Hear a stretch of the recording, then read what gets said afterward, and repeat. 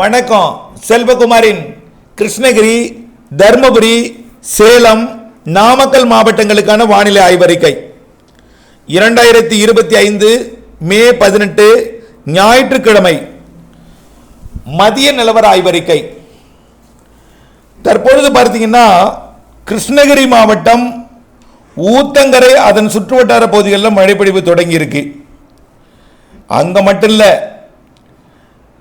அதாவது காவேரிப்பட்டினத்திற்கும் கரிமங்கலத்திற்கும் கிழக்கேயும் மழைப்பொழிவு தொடங்கி இருக்கு. ஊத்தங்கரையில் இருந்த மழைப்பொழிவு தற்பொழுது காவேரிப்பட்டினம் நோக்கி நகர்ந்து கொண்டிருக்கிறது. இது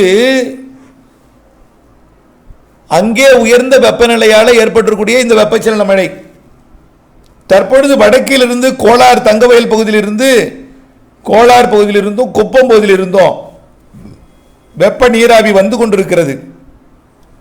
அதற்கு பிறகு தொடங்கக்கூடிய மழைப்பொழிவு தெற்கு நோக்கி முன்னேறும். தற்பொழுது தொடங்கியிருக்கூடிய மழைப்பொழிவு படிப்படியாக தெற்கு நோக்கி முன்னேறும்.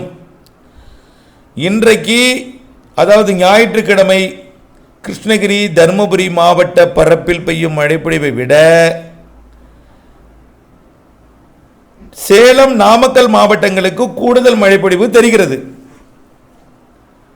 காரணம், இன்றைக்கு கர்நாடக பகுதிகள் வழியாக கேரள பகுதிகளை தொட்டுக்கொண்டு நீலகிரி மற்றும் ஈரோடு, கிருஷ்ணகிரி, தர்மபுரி மாவட்டத்தோட மேற்கு ஓரம் வழியாக நீராவி காற்று கொஞ்சம் வலுவாக நுழையுது.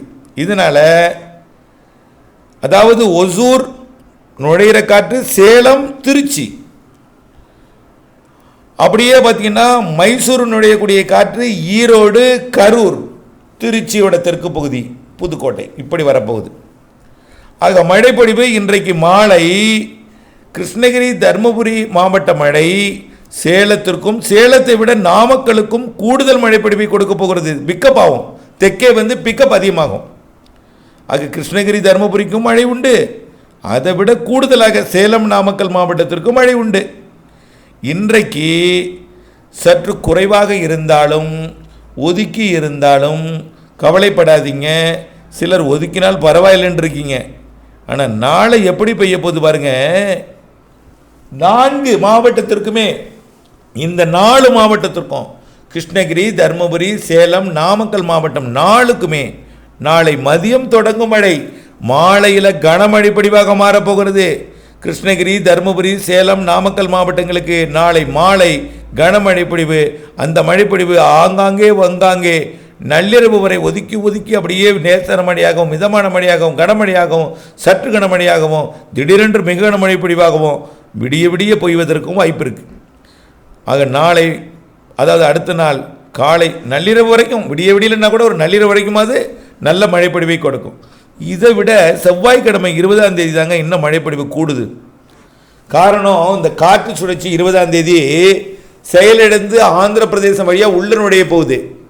அப்போது ஒட்டுமொத்தம் குளிர்விக்கும் காற்று எல்லாமே, மேக உற்பத்தி எல்லாமே கர்நாடக எல்லையோரத்தில் திரளும். கர்நாடக எல்லையோர, கேரள எல்லையோரத்திலையும் திரண்டு வங்கக்கடலோரத்திற்கு தள்ளப்படும். அதாவது மேற்கு, வடமேற்கு, வடக்கு காற்று, குளிர்விக்கும் காற்று, வெப்ப நீராவி எல்லாமே ஒன்று திரண்டு காற்றோட அது காற்று குவிந்து கர்நாடக எல்லையோரா, கேரள எல்லையோரத்திலிருந்து வங்கக்கடலோரத்திற்கு தள்ளப்படும்.